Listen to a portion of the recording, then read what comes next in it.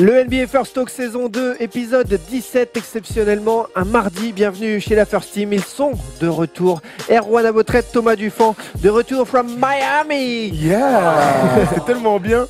Bienvenue à Miami, comme dirait Will Smith. C'était super cool, on s'est régalé. Franchement, c'était cool. C'était très bien. C'était très bien. Du soleil, des meufs et... Du soleil, du travail, beaucoup de choses à ramener. Je sais pas quand tu me parles des meufs, mais en tout cas, on a assisté à 2 matchs. On était encore une fois dans les coulisses et on a pu avoir des choses très intéressantes. Et on vous prépare vraiment un sujet à la découverte de Dwyane Wade et de ce qu'il représente dans cette franchise. Et honnêtement, on a hâte d'être en montage. On va attaquer ça très vite. Et même dans cette émission, au programme aujourd'hui, il y aura des images exclusives de Dwyane Wade, de John Wall.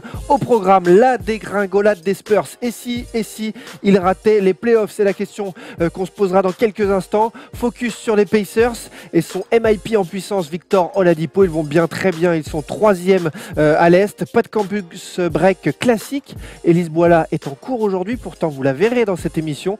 Tom va prendre la relève et nous parler de la March Madness parce que ça y est, c'est parti. C'est le feu en NCAA. Et tout de suite, c'est le feu aussi. Ce sont les news. Très bien.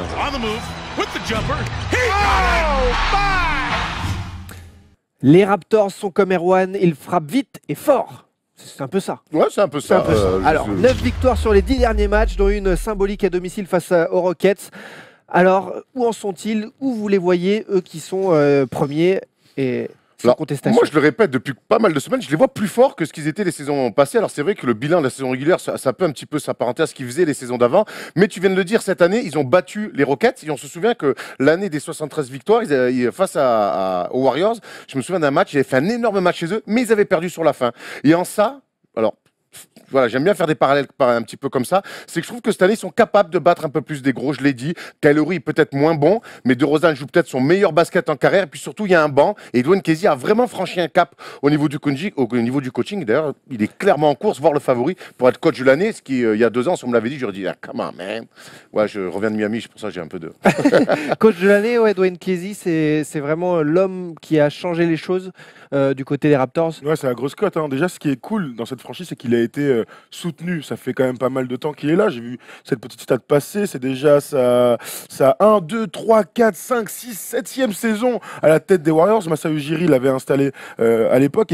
Enfin, non, peut-être pas d'ailleurs, mais en tout cas, il l'a toujours soutenu, même quand ça allait un peu moins bien. Un peu moins bien pour les Raptors, c'est quand même d'aller en finale de conférence il y a 2 ans, d'être champion de division 4 fois en 5 ans. Enfin bref, mais ça va très bien quand même côté Raptors. Quand les 2 ans d'affilée se font sortir au premier tour des playoffs 2 fois en 7 matchs avec l'avantage du terrain. Et ça avait été quand même deux gros coups sur la tête des Raptors. Et malgré tout, ils l'ont laissé en place. Et c'est là qu'on voit que finalement, travailler dans la continuité. Alors des fois, il faut prendre des décisions, mais la continuité, ça amène des bonnes choses. Et aussi, lui, Dwayne Casey, s'est remis aussi en question par rapport à certaines choses. Il a progressé, Dwayne Casey, parce qu'il y a un changement d'équipe. Alors le premier, c'est évidemment DeRozan, qui est devenu l'arme centrale de l'effectif, alors qu'avant, il partageait clairement le leadership avec Kyle Lowry. Kyle Lowry qui aujourd'hui, certes en termes de stats, est moins bon, mais très efficace. Il est encore une fois au All-Star Game. Et tu vois, je suis là à me dire, qu'est-ce qui a vraiment changé? Au-delà de ça, c'est aussi le style d'équipe. Le pace a énormément changé. L'année dernière, c'était 94,7. Cette année, c'est 97,7. C'est une belle progression. En attaque, ils marquent donc plus de points. Ça me paraît évident. Ils alternent beaucoup plus. Et ils sont meilleurs en défense. Parce qu'ils encaissent sur le rating 2 points en moins que l'année précédente. Donc ils sont en pleine progression partout. Et des choix judicieux aussi jusqu'au banc, où là il y a des joueurs qui savent rentrer dans le match. Ils ont bien drafté ces 2 dernières années. Ils ont bien drafté et ils récoltent assez tôt finalement le fruit de leur draft judicieuse avec Siakam, Potley et puis même le petit White qui est très bien. Van Vliet est une très bonne rotation NBA, joueur intelligent aussi. Donc voilà. Et puis je te dis, Tom parlait de l'attaque, c'est mieux. L'attaque surtout c'est mieux. Pourquoi? Parce qu'il y a une alternance. Avant c'était très stéréotypé Lowry, DeRozan, donc un basket un petit peu derrière, et on disait beaucoup, mais Valanciunas, que fait-il? Il voit pas la balle. Alors, c'est souvent en début de match, mais ça leur permet d'avoir une alternance, même s'ils finissent souvent en jouant petit avec Siakam, et Ibaka. Elle est symbolique, juste cette victoire, pour revenir sur la victoire face aux Rockets, ça est symbolique ou c'est quand même psychologiquement très fort? Moi, déjà, nous, on l'a vu presque en direct, enfin, on était en plein après-midi, ce qui est très bizarre pour regarder un match NBA. Le match de 17h, normalement, il est sur Canal, c'est du foot. C'est mieux que 4h du matin. Ouais, je te confirme. Et du coup, en fait, on a été surpris par l'entame de match où ils ont complètement explosé Houston, où tout le monde disait, mais attends, il y a 20 points d'écart, qu'est-ce qui se passe? Finalement, Houston, au talent, Garland revient, James Harden est extraordinaire, mais il ne perd pas de ce match. Moi, au cours du match, je me disais, même s'ils le perdent, il se sera passé quelque chose. Et en plus, ils le gagnent à la fin. Tu vois, ça te donne ce petit truc, sans dire qu'ils prennent l'avantage. Mais en tout cas, ils ont battu 2 fois cette année les Rockets. C'est bien la preuve que c'est une équipe très forte de la conférence Est. J'ai tellement hâte de les voir en playoff parce qu'il y a encore des sceptiques et on peut le comprendre parce qu'il y a un passif très lourd sur les playoffs. Même l'année où ils vont en finale de conférence, le chemin est très compliqué, beaucoup trop compliqué d'erreurs par rapport à la saison régulière. Mais cette année, je te dis, j'ai l'impression qu'il y a eu un espèce de clic et j'ai hâte vraiment de les voir en playoff cette année. Je crois qu'on l'a vu le classement, mais juste pour conclure cette news, par rapport au classement, ça y est, c'est fait. Avec les blessures, les soucis des Celtics, ils sont premiers. En tout cas, ils ont le vent en poupe. Ils ont le vent en poupe. Regarde, ils ont le vent en poupe. Les Celtics, c'est vrai que donc on va en parler tout à l'heure, mais Kyrie Irving est en day-to-day. Ils viennent de perdre Daniel Tice. Moi, je pense que les Raptors, ont tout pour finir premier de cette conférence. La suite des news avec 2 comebacks. D'abord celui de Derrick Rose qui rejoint son ami Tom Thibodeau. Finalement, 6 minutes de jeu dans la victoire face aux Warriors. Putain. Alors, qu'est-ce que vous en pensez de ce retour alors que certains l'envoyaient en Chine? Moi, je pense, que Tom Thibodeau, en fait, c'est Pascal le grand frère avec Derrick et qui s'occupe de Derrick Rose. Personne n'en voulait Derrick Rose, on lui proposait que des contrats de 10 jours et ça l'intéressait pas. Thomas le disait à juste titre, on l'imaginait clairement aller prendre du cash en Chine, comme il aime bien dire. Mais finalement, papa Thibodeau, en mode éducateur, est venu lui donner une nouvelle chance. Ça va, il l'a fait jouer 7 minutes, pas 37 là. Il était nul. Il était tellement nul, mon gars. Et la première action, ça glisse. Combien de temps qu'il a pas joué? Un mois. Ça va, c'est un joueur NBA. D'ailleurs, lui a déclaré moi, de toute façon, j'ai rien à prouver. Je sais que le joueur, quelle sorte de joueur je suis. Genre, je suis encore une superstar. On voit pas les mêmes matchs. Enfin, franchement, moi, Derrick Rose, c'est un joueur que j'ai beaucoup apprécié aux Bulls, que j'ai un peu moins apprécié aux Knicks et que j'ai pas du tout apprécié aux Cavs. Et là, je me rends compte aujourd'hui que ce gars-là a encore une cote, mais vis-à-vis de ses amis, quoi. Là, ils ont clairement fait un espèce de Bulls 2.0 avec Wiggins et Karl Anthony Towns en plus. Mais c'est vrai que maintenant, on peut imaginer Derrick Rose être très bon en playoff parce que je pense que c'est pour ça qu'ils l'ont pris dans les grands moments. Il a quand même cette petite flamme. Marque des paniers. Voilà, il marque des paniers. Il a cette petite flamme clutch. Donc, ce sera intéressant de le voir pendant les playoffs. Après, on a quand même l'impression qu'ils font plus du social avec Derrick Rose qu'autre chose. un genre de basket. Bon. Enfin, tu vois ce que je veux dire, ils prennent pas non plus. C'est pas moi qui ai signé, quoi. Non, mais d'accord, il y avait aucune autre franchise qui en voulait vraiment. Et comme par hasard, c'est Tom Thibodeau, son ancien coach. L'histoire est jolie. Ça marche sur le réseau. Mais on est plus dans le. Pour l'instant, tant que tu vois, on fait du social, quoi. Voilà. On verra la suite, on aura peut-être l'occasion d'en reparler parce qu'il cristallise l'attention d'Eric Rose. Autre joueur à la relance chez les Bucks, Brandon Jennings, nouveau meneur. Alors il tente à nouveau un coup. Qu'en est-il du côté des Bucks? On comprend pas trop cette saison. Il y avait plus d'espoir et là, il relance un joueur là en vue des playoffs. Bah alors, moi je te dis, il y a toujours ce problème de meneur chez les Bucks. Et honnêtement, on pourrait remonter quasiment jusqu'au départ et cet échange entre, comment il s'appelait, Brandon Knight et Brandon Knight où ils avaient récupéré Michael Carter-Williams. Depuis, il n'arrive pas à stabiliser un poste de meneur. Il y a eu Bledsoe cette saison qui est arrivé. Moi, je suis toujours pas convaincu au final d'Eric Bledsoe, même si les stats sont pas dégueulasses, je suis pas complètement convaincu. Et là, donc, ils font appel à un mec qu'ils connaissent très bien puisqu'il avait drafté Brandon Jennings. Mais sur ce poste-là, si on se plonge sur les 3-4 dernières années, il y a un turnover sur un poste clé quand même en NBA, qui est le poste de meneur. Là, on voit les stats, il fait un gros match face aux Grizzlies. Mais... Là, il a pas signé en tant que meneur titulaire, les gars. Là, je sais pas de quoi on parle. Moi, ce que je vois, c'est que Brandon Jennings arrive pour prendre la place de backup d'Eric Bledsoe qui fait une bonne saison. Du point de vue des stats, d'abord, il fait une bonne saison. Et ensuite ils viennent parce qu'il y a un manque, quoi. Brogdon, aujourd'hui, qu'est-ce qu'il fait? Il est surtout sur le poste de deuxième arrière, il joue avec les deux. Quand je vois Davidova, est-ce qu'il joue? Il est pas blessé? Non, je sais pas ce qu'il fait, moi. En tout cas, ils ont récupéré Brandon Jennings qui, d'après son coach perso sur Instagram, je sais pas si vous le suivez, le gars qui fait des trucs à New York, c'est pendant l'été, on voit tous les joueurs NBA qui sont en train de s'entraîner avec lui, disait, il a le niveau pour jouer à NBA, je vous l'avais bien dit. Premier match, il est comme à 16, 12 et 8. Enfin, tu vois ce que je veux dire, c'est un truc de malade pour un mec qui est passé sous les radars depuis sa saison l'année dernière. Moi, je suis très content de revoir Brandon Jennings, c'est un joueur attachant. Mais je te dis, prends la liste depuis 4 ans de nombre de mecs qui ont joué meneur pour les Bucks. Sur un poste moins que pour les Knicks. Sur un poste que tu laisses, c'est les Knicks tranquilles, ça n'a rien à voir dans l'émission. Donc voilà, moi je te dis, c'est pas forcément bon signe sur un poste clé comme celui-là d'avoir autant de mecs en si peu de temps. Voilà. Mais tant mieux, ravi de revoir Brandon Jennings et j'espère que ça va stabiliser ce poste. Maintenant, c'est que Jennings, c'est un peu une une cocotte minute, c'est pas non plus le meneur stabilisateur. On verra. Écoute. Justement, Brogdon blessé. Hein. ça- Je regarde Brogdon blessé, Dellavedova blessé. ça correspond aux montagnes russes de cette franchise cette saison, finalement. ouais, ça peut clairement, s'expliquer. clairement. Et puis, c'est une jeune équipe, jeune franchise. Pas jeune franchise en termes d'âge, mais je veux dire, s'il y a une ossature qui a beaucoup changé, faut du temps pour s'installer. Yannis est encore très jeune, Middleton est très jeune. Et Jabari Parker, j'en parle même pas. On leur laisse du temps, comme à Toronto, évidemment. alors. Ils vont aller en playoff. J'en connais d'autres qui rêveraient d'aller en playoff. Les Knicks, encore une fois. Autre news de ces dernières heures, les blessures en pagaille, là, vraiment, et du côté de Dwayne Wade, de John Wall, des Celtics, il y a beaucoup de choses à dire. Dwayne Wade, justement, vous l'avez vu à Miami, chez lui, lui le maire de la ville, finalement. c'est un peu ça. Ouais, Comment d'accord. c'était déjà justement dans la salle par rapport à lui? Franchement, c'est incroyable. Alors, il est Méga 6e homme, et donc il n'est pas présenté dans le starting five, mais par contre, dès qu'il rentre, dès qu'il se lève, boum, les gens se lèvent, ça crie. Quand il rentre sur le terrain, c'est impressionnant l'ambiance, et puis dès qu'il touche la balle, les gens, t'as l'impression que dès qu'il touche la balle, t'as l'impression que c'est un ciseau d'un mec qui marque un but au foot. Dès qu'il a la balle, les gens ont une attente, mais c'est même juste remonter la balle. Oh, le public est, honnêtement, c'était à voir incroyable. Et puis cette ambiance à l'American Airlines Arena qu'on fustige des fois, il y a une vraie Et encore, ambiance. t'as pas dit que quand il met un panier, là par contre c'était la Ola et tout. L'avantage avec Dwayne Wade, c'est qu'à chaque fois qu'il met un panier, c'est un panier de ouf. Donc mon gars, tu vois, des fade away, des lay-up carry, mon gars, des alley-oop même. Il a mis un alley-oop contre Philadelphie à la fin du match. Il y a un truc autour de lui. Bon, alors c'est une superstar. Bon, on va pas l'inventer maintenant, mais quand tu te rends compte à quel point il a de l'impact sur les gens dans cette ville-là, qui est pas une petite ville, tu te dis, ouais, il est quand même partie du top gratin des Hall of Fame. On l'a vu très très bon contre Philadelphie, un peu plus en difficulté nul contre Philly, Vous avez pas besoin de ça. contre Washington, et en plus il se blesse. Ouais. Et donc il se blesse, on a l'image de la blessure parce que vous y étiez, vous avez filmé pour la First Team Oh là là, cette action. Bon, racontez-nous cette Alors, action. regarde, bam, tac, petit truc. Ah, là, il a fait une petite Jojo, là, il a tenté de la mettre. Et là, puis derrière, il sent directement une pointe. Hamstring, n'est-ce pas donc les ischios. Bon, il demande directement le changement. Là, quand je te dis déception de tous les gens dans les tribunes, tu sens les gens rentrent chez eux, les gens partent. un peu les limites, Il mène largement de 30, on est début de 4e, là tu te dis que bon, on le verra plus du match. On le verra plus du match, et on l'a plus vu du match. Du coup, il va s'asseoir. Il y a le médecin qui arrive, il va directement dans les vestiaires. Il y a personne qui. Enfin, tu vois, il a pas eu l'ovation de fin de match qu'il a d'habitude. C'était juste 2 matchs, mais en tout cas. Après, on l'a plus vu sur le terrain, mais par contre, on a pu le voir dans les vestiaires. Ouais. Justement, vestiaire. I feel alright. Kind of tore my hamstring a little bit, I guess. So I felt something, so I decided to come out and see how I feel tomorrow. Are they giving you any indication? Even hamstrings is hard to tell, so we'll see how I feel tomorrow and go from there. Is this something you exercise caution on?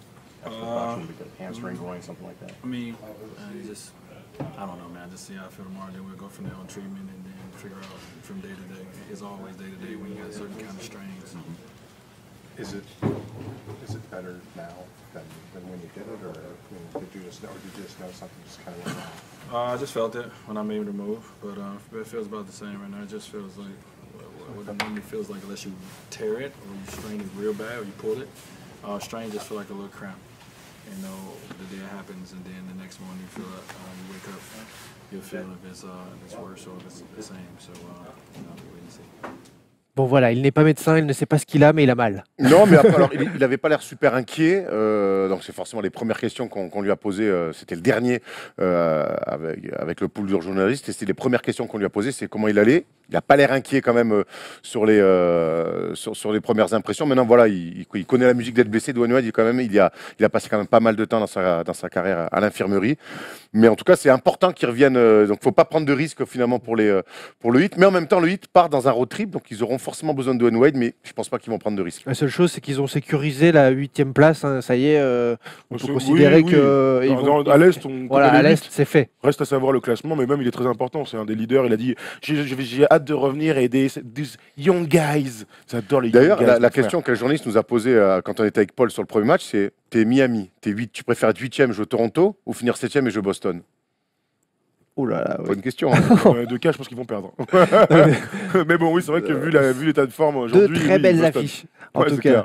Autre blessé, lui, sur le retour, après 1 mois et demi, une opération au genou, John Wall. Vous l'avez vu aussi, ça tombait bien, Miami-Washington. Cette fois, lui, vous l'avez vu presque pas jouer, mais il était sur le parquet. Non, il est en tenue, il était là très tôt avant le match, et puis donc il fait des petits exercices avec des élastiques, il touche un petit peu la balle, donc il a un coach perso, et donc ouais, on l'a vu petit à petit, déjà un grand sourire, on l'a vu, puis petit à petit se remettre en rythme. Donc on ça, ce sont les images de la First Team. Hein. Ça c'est nos images, pour le coup, les images d'Emerick Parker, les images d'Emerick Parker qui nous a régalé à Miami. Et donc on imagine que John Wall va être bientôt sur le retour, et honnêtement les Wizards en ont grand besoin. Alors ils étaient sur 5 victoires d'affilée avant ce match-là, donc nous on disait John Wall finalement ça marche bien sans lui, mais moi dans la durée, alors on sait que les équipes des fois arrivent à se sublimer sur des courtes durées, mais à moyen terme et à long terme on a toujours besoin de sa superstar, et clairement les Wizards dans ce dernier mois de compétition ont besoin de John Wall s'ils veulent espérer un avantage du terrain en play-off. Ça va être parfait là, il a eu 1 mois et demi de coupure, il va être frais pour les play-offs. C'est vrai qu'il y a un peu de ça. Scott Brooks a dit on avait dit 6 à 8 semaines, on est déjà à 6, ce sera plutôt 8 semaines. Donc voilà, il est sur le retour, tranquillou bidou, et c'est vrai que pour les playoffs, ça peut augurer de bonnes choses. On parlait de Boston, des Celtics il y a un instant. Hécatombe terrible. Kyrie Irving sur le flanc, Marcus Smart out aussi, problème au pouce, je crois. Daniel Theis, lui, fin de saison. Là, c'est terrible. c'est malédiction du côté des Celtics. Souvenez-vous quand on disait que Boston était un peu dans le creux, qu'il était un peu fatigué. Eh bien, la fatigue a continué et même c'est empiré puisque les mecs se pètent. Et on parle de 3 mecs qui sont très importants. Kyrie Irving, évidemment, on pourrait le présenter 1000 fois, mais c'est quand même le leader de cette équipe de Boston. Et on parlait même de lui pour avoir quelques votes pour le MVP. Là, il va clairement baisser dans la hiérarchie. Daniel Theis, l'allemand, on en parle un peu moins, mais c'est quand même le backup de Al Horford. Bon, il y a Greg Monroe qui est arrivé, mais bon, dans un profil complètement comme un shooter. Contre l'équipe de France. Il faisait du très très bon boulot. Alors oui, il peut être au large, mais il va aussi à la mine à l'intérieur. Bon rebondeur, et puis il fait du cercle à cercle. Il permet à Horford de souffler. Surtout, il va bien plus au charbon que Greg Monroe. Donc c'est une sacrée perte. Peut-être ça va laisser quelques minutes à Gershon Yabusele. Voilà, dans le malheur, dans un malheur, il y a toujours quelqu'un qui récupère. Ils l'ont fait revenir de G-League d'ailleurs. Mais faut bien de toute façon. Il va pouvoir prendre quelques minutes en plus, Gershon. Donc tant mieux pour le français de la dire qu'il va avoir des responsabilités pas non plus s'enflammer. Mais après le dernier joueur c'est Marcus Smart, et là c'est très important quand même. C'est un profil mine de rien qu'ils n'ont pas. Tu vois, ils ont des Terry Rozier, ils ont des machins, en perdant un vrai Bradley et en gardant Marcus Smart alors qu'on savait qu'il était sur la liste des transferts. C'était une pièce importante de l'effectif. L'aboyeur, le mec qui va mettre des coups, qui a un peu progressé au tir cette saison et qui a perdu du poids, qui est en une good shape, n'est-ce pas? Oui, on est clairement bilingue aujourd'hui, horrible. Donc c'est une pièce très importante qui est blessée, qui est sur le flanc, quoi. Kyrie Irving, c'est pas grave apparemment. C'est day to day. Voilà, Woj a dit que c'était plus d'une mise au repos. Il sera absent quelques matchs, mais ça va pas non plus durer. C'est plus de la prévention que ça que ressemble du à soin. une tendinite et donc inflammatoire. Juste par rapport à tous ces blessés, est-ce que Brad Stevens il tire sur la corde? Mais il n'est pas obligé, honnêtement. Maintenant, alors, il a été un petit peu obligé avec la blessure de Gordon Hayward dès le début de saison. Il a forcément été obligé de tirer un petit peu plus. Jason Tatum et Jalen Brown ont fait le taf, mais c'est encore des jeunes joueurs. De Tatum rookie, Jalen Brown de sophomore simplement. Donc Kyrie Irving a dû en faire un petit peu plus, forcément. Alors lui, il est encore jeune, mais oui, on commence à tirer. Donc en prévision des playoffs, il faut peut-être commencer un petit peu à lever le pied. Il y a pensée, soins et repos pour les leaders. Parfait, on va filer voir le focus parce qu'il y a une belle surprise en NBA, on ne les attendait pas si haut. Les Pacers sont 3e à l'Est, c'est le moment du focus. They do have a timeout. Decide not to use it. Curry, way downtown. Bang! 5 victoires sur les 6 derniers matchs, les Pacers foncent et ils vont très bien autour de Victor Oladipo. On va revenir sur lui dans quelques instants. Regardez ce tableau de 39 victoires, 28 défaites. Ils sont 3e, bien installés maintenant à l'Est. C'est la belle surprise de cette saison parce qu'au final, on se disait que ça pouvait être haut, mais surtout plus bas. C'est l'énorme cote. Moi, je ne les avais même pas mis en playoff. C'était vraiment clairement l'après Paul George, donc forcément de la reconstruction. Nouveau coach, on file les clés à Miles Turner avant de les filer à Oladipo. Moi, je veux bien. Aujourd'hui, ça semble une évidence. Le nouveau coach, il est déjà derrière. Macmillan, ouais, c'est vrai, pardon. Mais on file les clés à Oladipo, on file les clés à Miles Turner. Le choix, c'est celui-là après, parce qu'aujourd'hui on dit oui, c'est l'équipe de Oladipo. Effectivement, ça saute à la gueule de tout le monde. Mais à la base, c'est Miles Turner qui est censé être le leader de cette équipe. Et finalement, il y a la belle surprise Oladipo. Et puis il y a cette trouvaille entre Macmillan et Oladipo. Et là, pour le coup, quand un coach rencontre un joueur comme ça et que ça match, eh ben c'est beau à voir. Et on rappelle qu'Oladipo a été formé dans l'Indiana et finalement, il y a un truc pour lui qui se passe là-bas. C'est le coach Macmillan qui a réussi à faire de lui un All-Star. C'est lui qui l'a métamorphosé ou c'était le processus? De toute façon, là, cette saison, c'était aussi la sienne finalement. Il serait resté à Orlando, il aurait explosé. C'est une bonne question que tu poses parce qu'en fait, clairement, on n'est pas devin, donc c'est impossible d'y répondre comme ça. Mais de toute façon, il a suivi un enchaînement dans sa carrière qui était clairement malgré lui. Donc son transfert au KC contre Ibaka, joué avec Westbrook, à 16 points par match. On dit qu'il a fait une saison catastrophique. Moi, j'aimerais bien mettre 16 points par match en NBA. Hein. Et cette année, avec. Alors, oui, il a perdu un peu de poids. Oui, il a progressé. Il va plus vite. Il va plus haut encore qu'avant, que c'était déjà un avion de chasse. Et il a pris confiance dans son game. Quand les athlètes comme ça, les bons joueurs, commencent à mettre dedans, ton game, il change complètement. La confiance que tu engranges, la confiance de ton équipe aussi. Parce que tous ses coéquipiers ont énormément confiance en lui. Je lisais un truc. Tout le monde disait, Darren Collison. Il disait, nous, de toute façon, on est dans une équipe où les joueurs peuvent jouer, tu vois, on est 10 à pouvoir jouer. Sauf Victor. Victor, c'est la superstar. Il faut qu'il joue 40 minutes sur le terrain. Et puis, on va essayer d'être sur le podium à la fin de saison. Donc voilà, c'est une équipe qui a confiance en elle et qui clairement se régale à jouer ensemble. Non, puis c'est l'évolution d'un joueur, c'est l'évolution naturelle d'un joueur talentueux. Il a 25 ans. Il a 25 ans, il est arrivé très tôt en NBA. Au bout d'un moment, les mecs, forcément, ils franchissent des step by step. Tout le monde n'est pas LeBron James.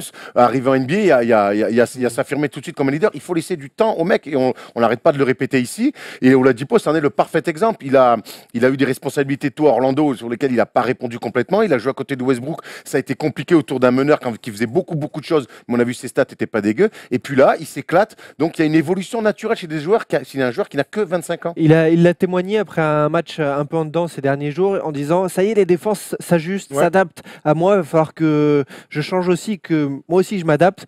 Là, vous pensez que ça va être plus compliqué ces prochaines semaines? Ça va être plus compliqué. C'est ça, être une superstar aussi. Exactement. De toute manière, il y a des trucs, tu sais. Tu peux avoir des certitudes, mais il y a des trucs, tant que tu n'es pas confronté, tu peux pas savoir. Les prises à deux incessantes, les défenses qui sont hyper regroupées autour de lui, les pick and roll où ça grimpe sur lui. Je ne sais pas, moi, aujourd'hui, s'il va pouvoir, encore plus en playoff, je ne sais pas s'il va être capable de s'adapter. Mais en tout cas, il a tout le talent entre les mains. Vous avez dit qu'il y avait 10 joueurs, même plus peut-être, qui peuvent être vraiment dans la rotation. Ça veut dire que cette équipe, elle est parée pour faire face à un Oladipo moins fort sur un soir. Oui, clairement, parce que quand même une équipe, il y a 6 joueurs à plus de 11 points par match dans cette équipe. Donc certes, Oladipo met des gros tirs, les tirs en fin de match, et le leader d'attaque de cette équipe. Mais derrière, il y a des mecs quand même, il y a des mecs qui assurent. Et c'est en ça, je vais vous dire, il y a Bogdanovic, le Croate, qui est un peu dans le dur en ce moment au niveau de l'adresse, mais qui plutôt tourne à plus de 14 points par match. Miles Turner qui a 13,6, Darren Collison qui a 12,6, Sabonis à 11,8 et Tadeusz Young à 11,5. Je vous ai même pas cité Lance Stephenson qui est juste en dessous de lui à 9,1 points, mais qui remplit des cases et qui amène beaucoup de choses. Donc c'est une équipe quand même qui a une vraie profondeur de banc, qui est plutôt bien coachée. Et le seul finalement petit bémol de cette équipe, c'est Miles Turner qui finalement fait une moins bonne saison, qui a une moins bonne stat que la saison dernière. En fait, ce qui est bizarre, c'est que c'est pas un bémol parce qu'il s'inscrit dans un collectif. Tu vois ce que je veux dire? Pour moi, par rapport à nos attentes des débuts de saison, il est décevant. Mais par rapport au collectif, ils sont 3e sur le podium.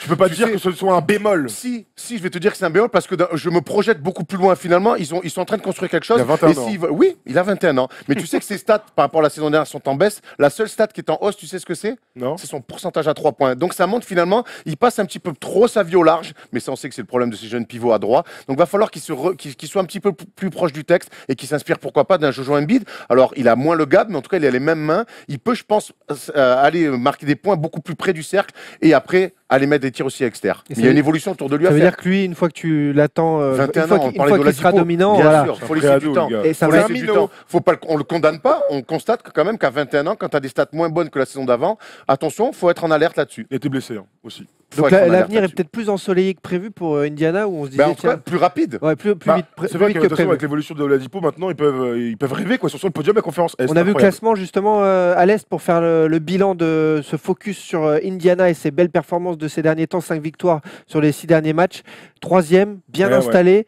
Juste devant les Cavs, c'est serré, mais vous avez le calendrier en tête, ça va être quand même compliqué. Tout le monde. Moi, honnêtement, ils ont battu tout le monde. Regarde, ils ont battu les Cavs, je me souviens. Et donc, aujourd'hui, c'est une équipe, sur un match, ils peuvent jouer tout le monde. Ils ont battu les Celtics il n'y a pas longtemps. Ils avaient perdu aussi face aux Celtics à domicile sur une remise en jeu kata, alors qu'ils avaient le match en main. Aujourd'hui, les Pacers, sur un match, alors je n'irai pas jusqu'à sur une série, mais sur un match, en tout cas, ils peuvent battre tout le monde et le calendrier peut-être leur est favorable. Le problème, il est là. C'est que le calendrier, il est très compliqué. Le calendrier 15 matchs. favorable, donc. 9 matchs à l'extérieur, donc ça fait beaucoup sur 15 matchs. Et surtout, vous avez 11 équipes avec un bilan positif. 2 fois ils devront jouer 2 fois contre les Warriors C'est les playoffs avant et 2 l'heure. fois quoi. contre les Raptors. Donc il est là le problème aussi, c'est que va falloir enchaîner les victoires contre les grosses équipes pour faire un run. Et parce que pour moi, ils sont qualifiés en playoff, mais je sais pas s'ils vont vraiment finir 3e. Ils peuvent finir C'est ça. 7e dans le plus grand Ouais, des cas. Aujourd'hui, là, ils ont optimisé au maximum. Là, on les voit 3e, donc ça tombe aujourd'hui. Mais déjà, s'ils finissent dans les 5 premiers, c'est un exploit, honnêtement, de ces Pacers. Je te dis qu'on ne voyait pas en playoff dès cette saison. Donc voilà, ils sont 3e aujourd'hui. Je pense qu'ils sont au max de leur potentiel. Maintenant, leur objectif, c'est accrocher, pourquoi pas, un spot, un avantage du terrain en playoff. Il y a dans ce calendrier difficile, juste, il y a du quitte ou double. C'est qu'en fin de saison, il y a certaines équipes qui peuvent lâcher aussi parce que c'est leur chance. faire reposer certains grands Par exemple, joueurs. ils vont jouer contre Sacramento. Bon. Mais même, tu sais, même les Warriors, hein, je pense que si tu les joues 2 fois, il y a moins qu'ils mettent des mecs au repos. Hein. Ouais, mais bon, ça te fait au moins. Oui, non, mais c'est sûr, évidemment. Bon, c'est le moment du grand débat de cette émission. C'est terrible pour beaucoup de fans français des Spurs. C'est la fin d'une époque en NBA. Vont-ils jouer les playoffs, les Spurs? Ils sont 10e. C'est le débat.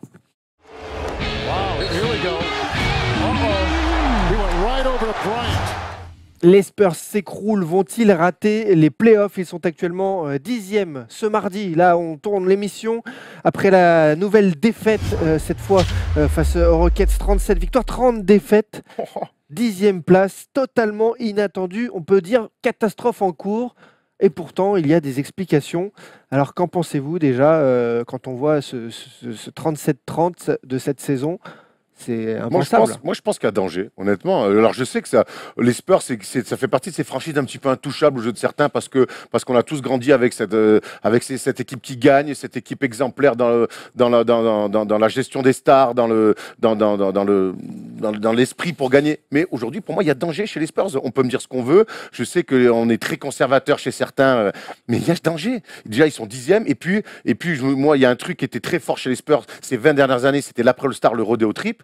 Cette année, le rodéo trip, mon frère, ils le font sur un caniche, sur un berger allemand en fin de vie. Hein. Je te le dis direct. Hein. Non, mais sans déconner. C'était quand même leur point fort de saison qui lançait leur playoff. Aujourd'hui, ils sont sur la jante terrible, nos amis des Spurs. Il y a de grosses inquiétudes. Moi, je suis entièrement d'accord avec toi. À San Antonio, du point de vue du classement, 10e. San Antonio 10e. Alors, avec un bilan pas dégueu en soi. Hein. Mais ils sont 10e dans une conférence Ouest qui est très compliquée ces derniers temps. Très bien, pourquoi pas, si tu veux. Hein. Vas-y, envoie-moi ce petit classement. Ils étaient encore 7e hier. Hein. Ils ont perdu un match, ils sont devenus 10e. Ils étaient même 3e il y a encore 10 jours, j'ai l'impression. Maintenant, ils sont 10e dans une conférence où la concurrence est acharnée. Donc, les Nuggets vont se battre jusqu'au bout. Le Jazz est sur une série de victoires extraordinaires. Mais en tout cas, moi, ce que je veux dire sur les Spurs, c'est qu'il y a évidemment des raisons très claires. Et la première, c'est Kawhi Leonard. Quand ton meilleur joueur, top 5 de tous les joueurs NBA, tous les joueurs du monde, est sur le flanc sur une aussi longue période, c'est normal d'avoir un gros coup de mou. En plus, tu ajoutes ça, la Marcus Aldridge, qui est bon quand il joue, mais qui en ce moment ne joue pas. Regarde-moi ses stats, 22 points, 8 rebonds, qui assure, même si on peut lui reprocher un manque d'impact par moment, moi je l'entends. Ce que je vois, c'est que 22 points, 8 rebonds, ça c'est ce qu'on j'appelle un leader, et ça faisait des années qu'on attendait ça de la Marcus Aldridge de ce côté-là. Et le dernier truc, c'est qu'évidemment, les plus vieux sont vieux, quoi. Donc forcément, il y a des moments de creux. Parker, Gasol, Ginobili, même Danny Green, qui commence à être. Je voulais en parler. Danny Green. Voilà, je regarde, je te donne là. Danny Green, de toute façon, Danny Green, depuis 2015 à peu près, attends, je regarde, c'est ça, ouais, depuis 2015, où il fait une saison à quasiment 12 points par match, il est au bout du rouleau. Il a tellement plus d'impact. Défensivement, c'est très limité. Il met plus dedans, il a plus de grands pics. Tu vois, j'attends pas de lui qui mette 15 points par match, mais tu sais, qui sort tout le temps, qui sortent un peu de temps en temps des matchs, qui mettent des tirs un peu clutch. C'est fini. Danny Green, ça fait 4 ans qu'il pioche, et les finales NBA, quand il gagne 4-1 face au Heat, il vit encore là-dessus et a la confiance à la Spurs qu'on peut lui faire. Mais aujourd'hui, Danny Green, il a plus l'impact. Le meilleur passeur de cette équipe, vous savez qui c'est? C'est Tony Parker à 3,8 passes. Non. C'est Tony Parker à 3,8 passes aujourd'hui. Les Spurs, c'est 22,9 passes, donc 23 passes par match décisif. Ils sont seulement 13e dans ce classement-là. Alors qu'ils sont habitués à être très forts là-dessus. 102,1 points par match, 28e attaque NBA. Les gars. Ça, c'est fou, ça. Moi, je veux bien, mais aujourd'hui, peut-être qu'on arrive enfin. Enfin, je leur souhaite pas, au contraire, mais que ça fait quand même 10 ans qu'on dit ça vieillit. Et là, je crois qu'ils sont en train de faire l'orage, que ça soit même peut-être Popovic, mais il y a peut-être une lassitude. Ah, tu penses que même le système, le jeu Popovic... Non, mais le système marchera tout le temps. On les a bien. D'ailleurs, s'ils ont été pendant les 3 quarts de la saison dans le top 3, top 4 de l'Ouest, c'est parce que l'Académie Spurs marche. Mais aujourd'hui, je trouve que ça manque terriblement de talent. En l'absence de Kawhi Leonard, et puis il y a des mecs qui ont drafté les Forbes, tout ça et tout. Anderson, c'est gentil, mais là, ça manque un peu de talent. voit justement certains 5 alignés, ça veut dire que sans l'académie Spurs, il serait 12e, 15e. Tu les fais Orlando, mon gars. C'est clair. Après, moi, il y a un mec là, je sais pas, je pense à lui. Il y a un mec, moi, qui me déçoit cette saison. C'est Rudiger, les gars. Rudiger, parce qu'on parle de talent. Mais je suis même pas sûr qu'il soit si blessé que ça. Franchement, moi je le vois jouer. Et il est dans le 5, il fait pas un match à 20 points. Quoi. Rudiger est venu et on avait tous salué l'arrivée de ce joueur. 42 matchs cette saison, Rudiger. Sur combien? Sur 55? Ça passe, je veux dire, il est pas à 25 matchs, tu vois ce que je veux dire non, mais ce que je veux dire, c'est que Rudiger, quand il arrive dans ce système, aux Spurs, on se dit, c'est un joueur de talent, qui est capable de créer son tir, qui est capable de faire plein de trucs. Les fans des Kings disaient même qu'il était meilleur que Carmelo Anthony. Les gars, commande. Faut pas déconner. Non, mais au bout d'un moment, tu vois ce que je veux dire matchs. Ah ouais, ça fait pas beaucoup, effectivement. Mais ce que je veux dire, c'est que, tu vois, quand on t'offre la possibilité dans un beau système comme ça, saisis ta chance. Et j'ai pas l'impression que Rudiger saisit sa chance. Bah, Rudiger, c'est une fois de plus l'éternel recroquement. Ouais, l'éternelle déception. Voilà, on a envie de dire, moi, c'est un joueur talentueux, élégant, mais finalement, c'est l'éternelle déception. On se souvient avec Toronto, chez les Kings, dans une équipe qui gagnait pas, il a fait des choses avant de se faire les croiser. Mais Memphis l'avait évacué pour des raisons qui sont les mêmes aujourd'hui, qui nourrissent notre déception chez les Spurs. En parlant de déception, Geoffrey Lauvergne, puisqu'on parle aussi des Français dans tout ça. C'est pas partie des plans. Là encore, ça va, il commence un peu à jouer. Oui, d'accord, mais parce qu'il y a urgence. Mais c'est compliqué de. Geoffrey, là, cette qualité, c'est que dès on le met sur le terrain, il va faire des choses. Il va courir, il prend des rebonds, il est actif. Maintenant, moi, j'ai pas l'impression que Geoffrey Lauvergne fasse partie des plans de Popovic. Et en général, quand tu fais pas partie des plans de Popovic, c'est compliqué, quoi. Alors, par rapport au plan des Spurs, justement, pour retrouver ces places en play-off dont ils sont exclus pour l'instant, ce serait historique. On voit le calendrier, le comparatif, en fait, entre les équipes qui sont en lutte, voilà, avec eux. Il y a les Clippers qui ont un calendrier aussi, je crois, très sympa, les Clippers. Le Bulls Rockets, compliqué. OKC, Blazers, de Bulls, il est incroyable leur classement. Le Jazz, c'est beaucoup plus facile pour eux.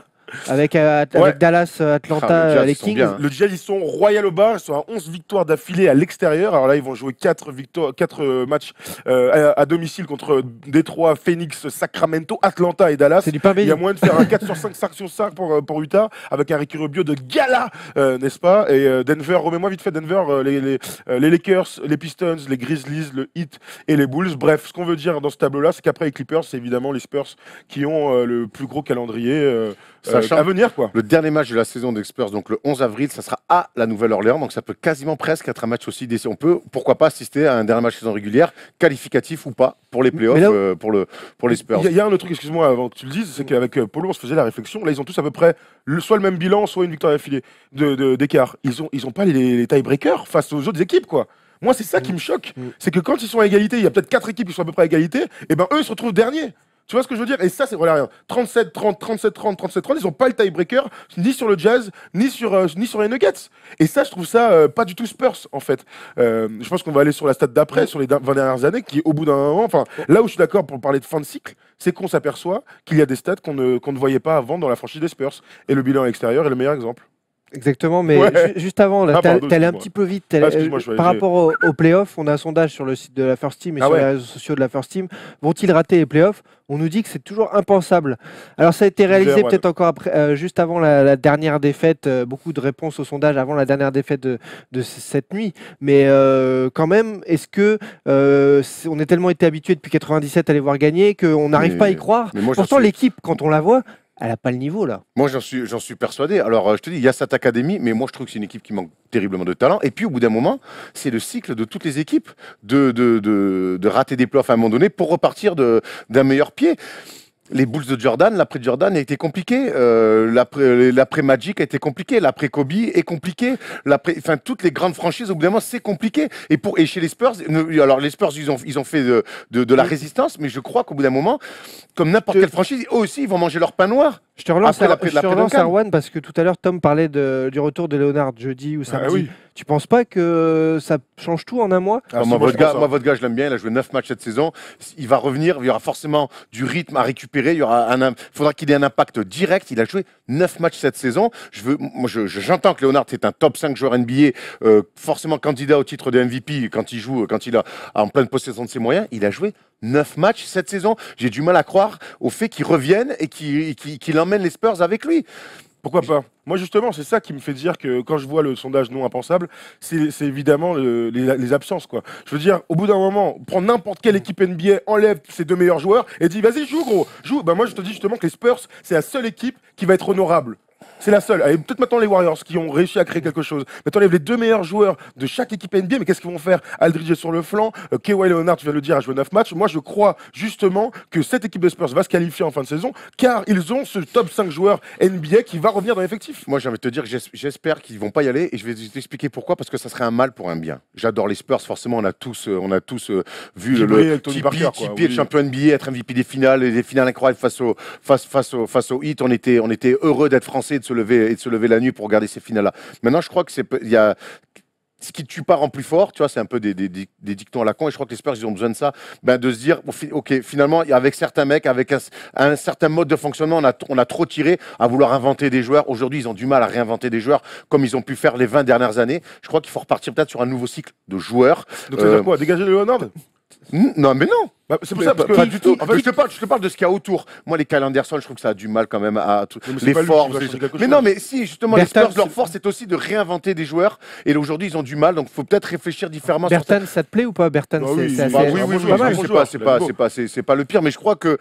Moi, tu sais où je suis vraiment pas d'accord avec toi, c'est que, alors, prenons les acquis de cette équipe, de cette franchise. Ils ont un super coach qui est peut-être sur la fin, qui va bientôt prendre sa retraite. Il serait peut-être temps, quelque part, qui file les clés à quelqu'un d'autre. Pourquoi pas, admettons. Ils ont au moins une superstar, Kawhi Leonard. S'ils ne se barrent pas l'année prochaine, ils vont... fin de contrat en 2019. Donc s'ils ne se barrent pas, même si en ce moment il y a un peu de friture sur la ligne, ils ont un mec sur qui se reposer. Aldridge, à 32-33, tu peux encore jouer 3 ans avec ce mec-là. Ils ont peut-être, d'après moi, un poste où il faut absolument qu'il se renforce drastiquement. Quand tu me parles des passes décisives, au bout d'un moment, tu peux pas avoir, même si tu as beaucoup de gens qui font des passes et qui créent par le système, tu peux pas avoir ton meilleur passeur à 3,2 passes. En NBA, ça veut absolument rien dire. Tu dois quand même avoir un meneur de jeu qui est capable de dire, les gars, allez en bas, tu prends n'importe qui, Geoffrey Lauvergne, viens ici, pose-moi un pic et je vais soit scorer, soit créer du jeu pour les autres. Et là, c'est vrai qu'il y a un vrai manque. Michael Lee, on parlait de lui, on parlait de Kyle Lowry. Moi, j'aurais adoré que ces mecs-là signent aux Spurs et ça aurait clairement relancé. Alors après, il faut enlever évidemment les Tony Parker, les Ginobili et les Pau Gasol parce qu'ils sont très vieux. Et ça, je suis d'accord avec toi. Donc sur le, tu vois, pour moi, je peux faire du vieux avec du jeune, du jeune avec du vieux. Quoi. Tony est en fin de contrat cet été. Les Spurs depuis leur dernier. Les backups, c'est pas grave. Non, mais c'est pas grave ça. Les Spurs, non, mais ça sera intéressant de voir comment ça va être géré cet été. Les Spurs depuis leur dernier titre, finalement, tu vois, ils réussissent en saison régulière, mais en playoff, c'est compliqué. C'est compliqué l'année dernière. Bon, ils font finale de conf, ils arrivent à battre Houston, mais j'ai l'impression que chaque fois on met du scotch un peu sur un truc. On met, tiens là ça fuit là, bon on met du scotch, et oh ça marche parce qu'il y a la méthode Spurs. Mais finalement, est-ce que ça serait pas bien qu'ils prennent un bouillon en disant putain merde, on a raté les playoffs, énorme coup de bambou sur la franchise, et là il faut peut-être repenser à du fond et moins à la forme. Voilà, c'est tout. Je pense que des fois des échecs, ça amène des choses positives par la suite. Et je crois que les Spurs, ils ont peut-être besoin de ça. C'est trop beau depuis 20 ans. C'est con ce que je te dis. On a vos commentaires sur le site de la First Team, justement, par rapport à tout ça. Vont-ils rater les playoffs? Vous avez dit 60% non, impensable. Mais la Macarena nous dit qu'ils ont, en quelque sorte, pour certains joueurs, atteint leurs limites. Ils ont montré leur plafond de verre et ne le crèveront jamais. Le Jazz est au-dessus avec un calendrier plus facile, on l'a vu. Rome nous dit c'est une saison trop chelou, il se passe un truc. Voilà, il y a un changement. Duncan, depuis 97, a été le pilier pendant trop longtemps, il le dit. Il faut peut-être que la page se tourne en plusieurs saisons. Rome nous dit, non, c'est Ishak qui nous dit aussi, franchement, c'est dur à imaginer les Spurs, les playoffs sans les Spurs. La clé, c'est Kawhi. Est-ce qu'il reviendra? À quel niveau? Pour quel temps de jeu? Trop d'interrogations. Le Jazz sur une dynamique folle. Bien sûr, c'est dur à imaginer les Spurs qui sont pas en playoff. Mais comme c'était inimaginable de penser Chicago qui était pas en playoff après Jordan. Tu vois, mais si, mais. Non, parce que la différence, c'est qu'il n'y avait plus Jordan, il n'y avait plus personne. Oui, mais après, je te parle dans l'imaginaire des gens. Mais au bout d'un moment, le sport est fait de cycles. Et alors, certes, le cycle des Spurs est exceptionnel dans le sport américain et dans le sport de manière générale. Regarde, la preuve, on est extraordinaire. On rappelle que c'est un tout petit marché, c'est extraordinaire ce qu'ils ont créé. C'est la franchise peut-être avec les Patriots en NFL qui a le plus de réussite. Mais au final, je te dis, même les plus beaux cycles ont un jour une fin. Et peut-être qu'on touche à cette fin-là. Pour détailler là, ce qu'on voit à l'écran, le bilan par Polo qui est assez magique. Depuis 97 et les débuts de Tim Duncan, 60% de victoires. Depuis 99, ils ont toujours dépassé les 50% de victoires. C'était le lockout en 99, c'est pour ça qu'ils sont pas à 50, sinon ils étaient largement au-dessus. Hein. En effet. Et à l'arrivée, donc 5 titres NBA. Et cette saison, donc ce bilan qui sera négatif à l'extérieur pour la première fois. Donc juste ça déjà montre la fin d'une ère, d'un cycle, d'une époque. moi, On peut parler de ça ou Moi, pas ça me fait de la peine, mais moi, ça me chaque. Après, il y a juste Tim Duncan qui est plus là, donc c'est normal. Moi, ça me. Ouais, il n'y a plus Tim Duncan qui est là. Il y a Ginobili qui a 40 piges, il y a Tony qui en a 35 et qui a donné. Tony Parker, c'est quand même un physique lambda pour la NBA et qui a donné son corps à la science pendant plus de 15 ans. On va pas le plaindre quand même, il est très content. Pour les Spurs. Non, on le plaint pas. Mais moi, ça me fait mal au cœur, forcément, de voir ces. Mais je crois que c'est finalement le naturel qui revient. Je te dis, ça fait trop d'années qu'ils mettent juste des pansements sur des plaies qui sont peut-être plus importantes. Mais Leonard, Aldridge, ce duo qui prend la relève, est-ce que c'est juste un pansement? Parce que finalement. Oui, moi c'est pour ça que non, mais finalement, on parle de fin de cycle avec ces deux joueurs. Aldridge, il a 33 ans, puis il fait des stats, puis on voit bien que finalement, sur la durée, il a du mal à être un leader, à emmener les gens avec lui, même s'il a fait il fait sa meilleure saison chez les Spurs. C'est le troisième avant. Moi, non, mais si tu veux, mais aujourd'hui, c'est quoi qui compte? C'est d'être troisième en novembre ou en janvier, ou c'est d'être 10e mi-mars? Non, il y a deux lectures. La première, c'est on peut pas défoncer les Spurs alors qu'ils ont plein de blessés. Mais qui les défonce? Attends, mais ou dire il y a des plays et tout. Là où je te rejoins, c'est que mine de rien, ils vont plus en finale NBA. Alors l'année dernière, avec la blessure de Leonard, on ne sait pas, il y a toujours ce truc autour là de un peu mystique, Zaza qui met son pied et Leonard se fait une énorme entorse. Ça se trouve qu'ils auraient battu les Spurs, bon les Warriors, j'y crois pas, mais bon pourquoi pas. Admettons. Les plays, il y a un côté, on se qualifie 8e, ric-rac et tout. Mon gars, ils sont toujours top 2, top 3 de la conférence Ouest. On en parle plus, ça régale. Et c'est du trompe-l'œil finalement. Moi j'ai l'impression qu'avec le recul, si au bout de leur dernier titre, ça fait maintenant 3 ou 4 ans, j'ai l'impression que finalement c'est du trompe-l'œil. Parce qu'ils sont fait derrière, ils sont fait sortir 2 fois au premier tour des playoffs, on se souvient, face aux Clippers et j'ai un trou, c'est pas grave. En tout cas, comme tu dis, ils vont plus en finale NBA. L'année dernière, il y a cette blessure de Kawhi Leonard. Mais aujourd'hui, Kawhi Leonard, c'est 9 matchs. C'est une blessure mystique. Il revient pas. C'est apparemment un relationnel compliqué avec le front office des Spurs.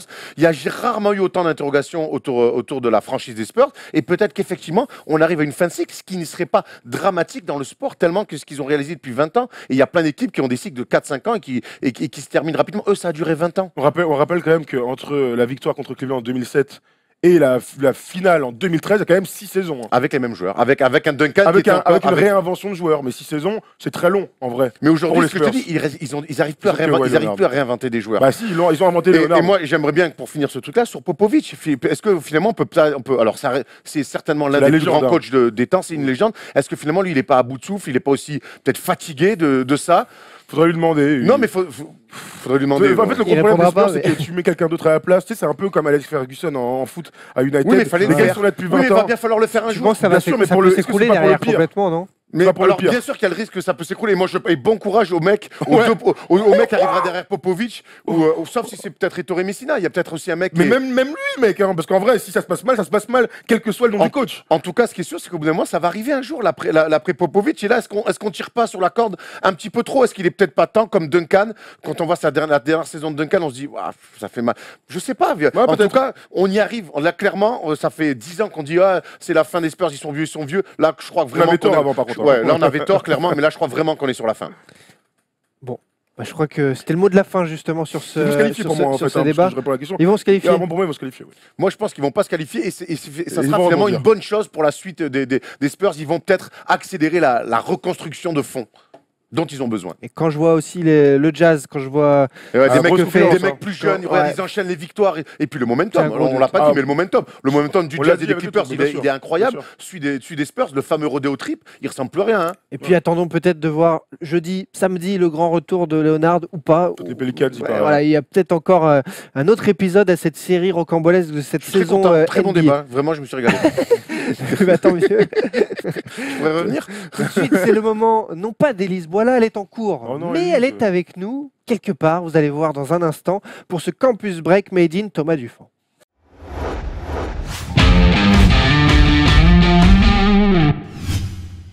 On connaît les 68 universités qualifiées pour la March Madness. On est au mois de mars, c'est parti. Il y a Lumini de Marseille. C'est qualifié ric-rac à Lumini. Du coup, la March Madness débarque. C'est quand même l'événement basket aux États-Unis, bien plus que la NBA. C'est pour remettre dans le contexte, ils font beaucoup d'argent et quand on pense que les joueurs ne sont pas payés, parce que ce sont de pauvres étudiants, bien sûr. Donc 4 divisions régionales, Est, Ouest, bref, 4 divisions quoi. Voilà, regarde ça, ce petit bracket tout vierge par nos amis de Midnight on Campus. J'adore les brackets avec 68 ça. équipes très visibles. Ouais, alors le gros problème, c'est en NBA on comprend, en plus on connaît les logos. Là mon gars, bon courage, 68 équipes c'est très difficile. Donc si vous aimez les NCA, vous allez vous abonner à Millennium Campus, c'est des bons gars, ils régalent et de toute façon, à part nous maintenant, il y a personne qui parle de NCA, j'ai l'impression. Si, il y a des comptes. Il y a SFR, bien sûr, c'est sur SFR. hein. Oui, c'est sur SFR. Il y a des comptes FR aussi. Il y a que des comptes FR. Blue Devils notamment et tout, C'est vrai, qui font ils sont des pas trucs, beaucoup, mais il y ils en a. font des trucs intéressants. En tout cas, ça va être très intéressant de voir ça. Donc le Final Four a lieu à San Antonio. Peut-être que c'est le moment de checker les scouts pour les C'est prospects. peut-être les seuls matchs à élimination directe que vont vivre les Spurs cette là là. année. clair. Ah, le troll. Et donc ce sera le Final Four. Et vous savez quoi? Je crois qu'Élise est en duplex depuis sa chambre pour nous donner son prono du Final En Four. direct, Élise Boila. Salut tout le monde, j'espère que vous allez bien et surtout j'espère que vous êtes prêts. La March Madness commence jeudi, en tout cas moi je le suis. J'ai préparé mon bracket et je vais vous présenter mes 4 favoris pour le Final Four. J'ai commencé avec Villanova, vainqueur du tournoi de la Big East cette année avec un Michael Bridges on fire. Gonzaga, déjà finaliste l'année dernière, qui a fait une grosse saison cette année, et en plus Kylian Tilly a fini MVP du tournoi de conférence. J'enchaîne ensuite avec Virginia, la plus grosse équipe du pays, qui avait fini numéro 1 en saison régulière, la plus grosse défense en NCAA, et en plus ils ont gagné leur tournoi de conférence ACC qui contient quand même des équipes comme Duke ou North Carolina, donc ils vont apporter leur grosse défense tout le long du tournoi. Et je finis ensuite avec Michigan State, je sais, à la place de Duke, mais je trouve qu'ils sont plus expérimentés, et en plus Tom Izzo aux commandes. Voilà, balancez vos braquettes et donnez-moi vos avis. Salut. Bravo Élise. Merci, Élise. Très beau fond, tu aurais pu mettre un poster Ouais, c'est dans ta clair. chambre. Hein. Oh merde quoi. Chambre d'hôpital. Hein.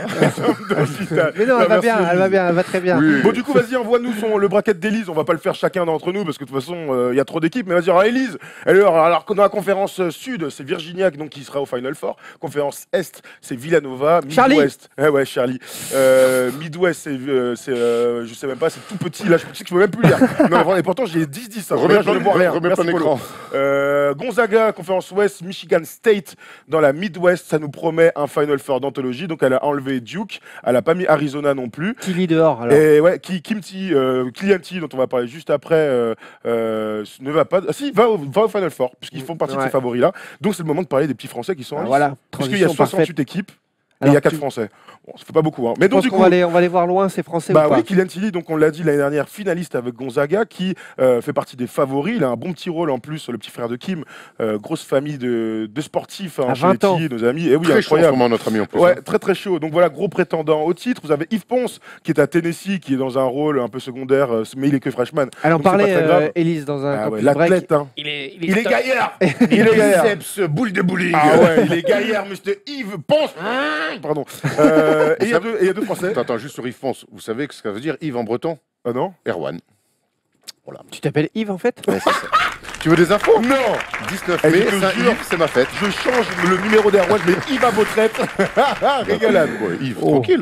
Donc, qu'est-ce qu'il y a? Oui, tranquille. Tranquille, Je ouais. suis Il y a- content de partager ça avec Yves Ponce. Eh ben, on est très Ce content. prénom Bravo. correspond- Vous avez presque le même physique en plus. Ce prénom correspond tellement à sa personnalité. Ouais, c'est clair. Et deux autres petits Français, un peu moins connus ceux-là. New Mexico State, Jonathan Wilkins, son père, lui il est né à Cambrai, hein, mais son père était joueur américain Ah, en oh, France. Atlanta Hawks. ouais, à Utah. Et Sidi Ndir, qui donc sont deux joueurs titulaires de New Mexico State. 4 Français à suivre. On va sur les 3 joueurs à suivre. Ah, parce que faut pas déconner, on va pas Il s'arrêter n'y comme a ça. pas que des Français dans Il la n'y a vie. pas que des Français. On va aller sur les 3 stars dont Élise nous a beaucoup parlé cette saison. Le premier est sûrement futur numéro 1 de draft, c'est le joueur d'Arizona, DeAndre Ayton, qui, malgré les déboires à Arizona, eh bien, font partie des favoris parce que c'est une top équipe, hein, faut pas déconner. Juste comme ça, je vous ai sorti ces petites stats là. En mars, notre ami Ayton, là, qui est un pivot très gaillard, qui a un petit tir, il est que à 22 points, 13,6 rebonds, 2,4 passes, 1,6 blocs. Bon, écoute, tranquille. Faut se notre réveiller, ami. gars, faut se réveiller. Là. Ouais, il va jouer contre Buffalo, la fac de Buffalo. Le deuxième, c'est Marvin Bagley, qui joue à Duke. Donc Duke qui ne sera pas au Final Four d'après Elise. Attention, notre ami. C'est des grosses stats, hein. Ouais, et ben écoute ça, ses stats sur les 3 derniers matchs. Donc en mars, il a 24 points, 15 rebonds, dont 2 matchs contre North Carolina. Écoute, pas mal. Lui aussi, il sera forcément dans le top 3, top 5 de la prochaine draft. Numéro 2, j'imagine, aisément. Et ils vont jouer contre Iona.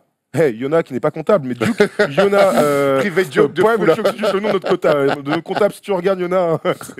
Et le dernier, c'est évidemment, je suis pas sûr.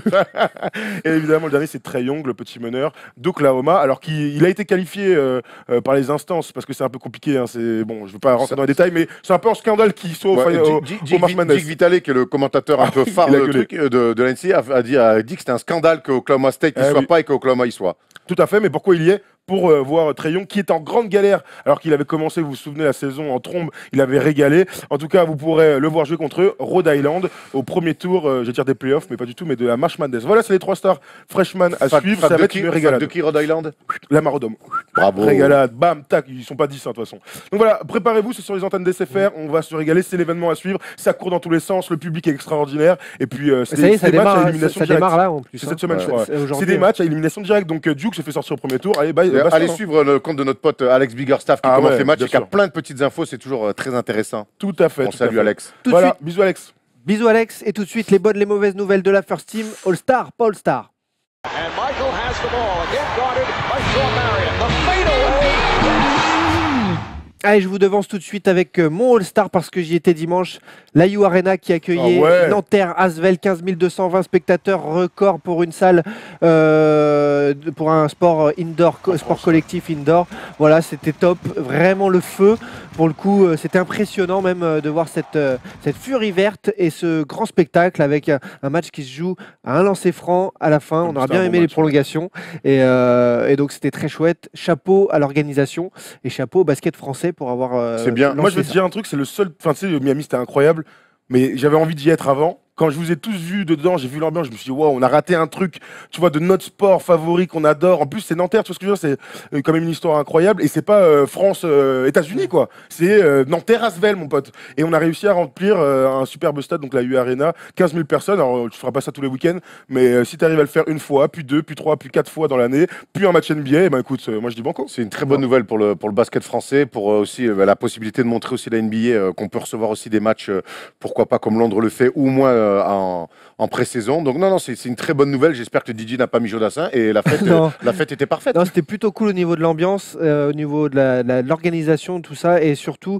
c'était la première fois que j'allais à la U Arena. Très fluide, c'était propre, c'était voilà. En tout cas, c'est bien fait. Pour l'instant, ça fonctionne.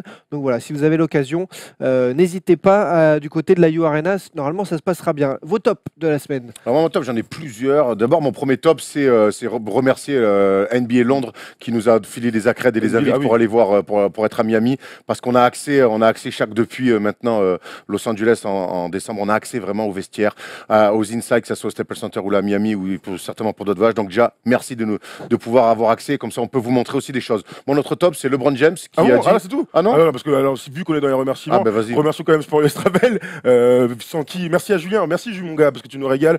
Pour tous ceux qui voyagent, on était encore avec une vingtaine de mecs là à Miami. Quand on voit vos têtes, quand on discute avec vous du kiff d'être dans une salle NBA, et puis même de leurs gars qui se passent toujours bien sur les voyages, voilà, nous on est juste très contents de participer à tout ça, et ça nous permet nous d'être au plus près de la NBA pour pouvoir ensuite en parler dans les émissions. Donc voilà, bravo à Jules, on fait un bisou à tous les mecs avec qui on a fait un voyage incroyable de retour. Les mecs étaient bien bourrés, mon pote, dans l'avion. Régalade, bravo les mecs. Vous nous avez régalé, vous êtes les meilleurs. Donc voilà, merci à Sport Travel. Allez voyager, allez regarder parce que c'est vraiment top.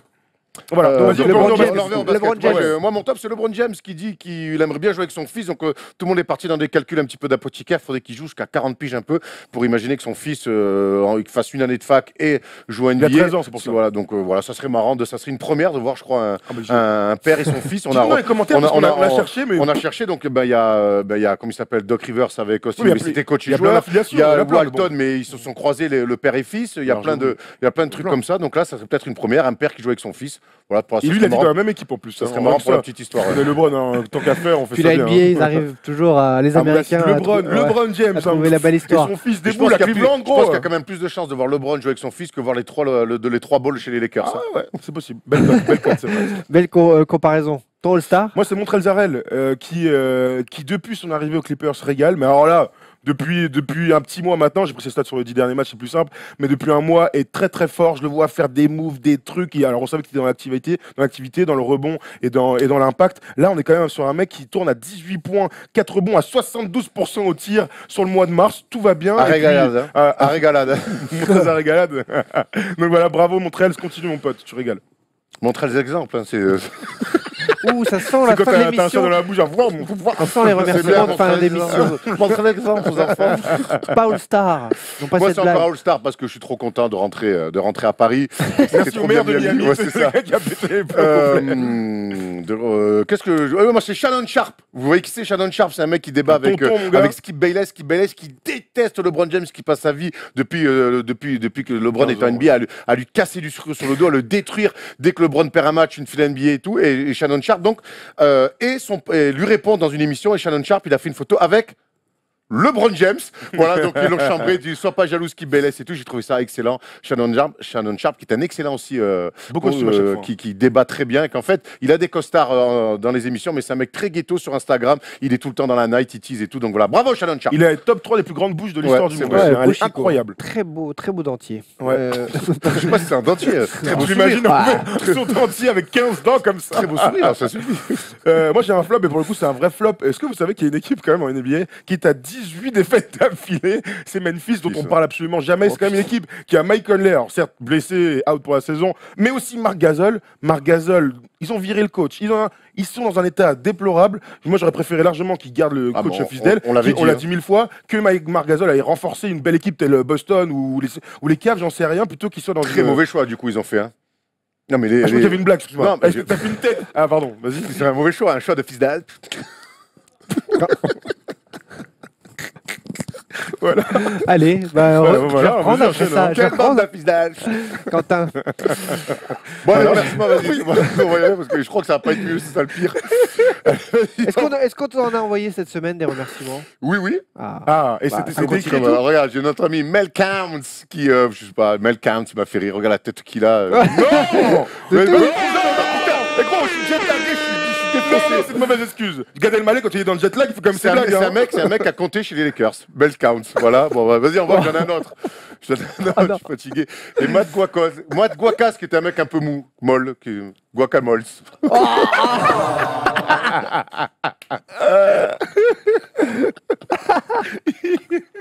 D'ailleurs, on a bouffé du très bon guacamole.